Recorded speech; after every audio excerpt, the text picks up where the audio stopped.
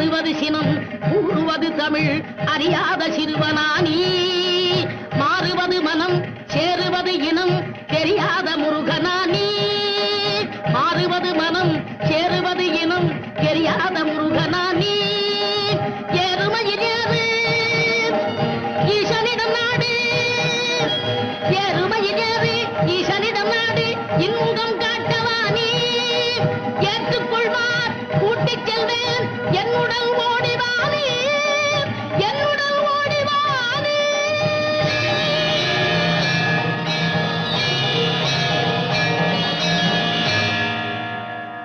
ஆயிரம் முறை நீ ஆறுதல் கூறினாலும் அவைகளை கேட்க நான் தயாராக இல்லை. முருகா, நீ இங்க நின்று ஒரு நாடகம் நடத்த வேண்டும் என்று எண்ணியிருந்தால் அதை மாற்ற யாரால் முடியும்? ஆனால் ஒன்று மட்டும் சொல்லுகின்றேன், அன்னையும் பிதாவும் முன்னறி தெய்வம் என்று என்னை எழுதத் தூண்டிய உன்னை மறுமுறை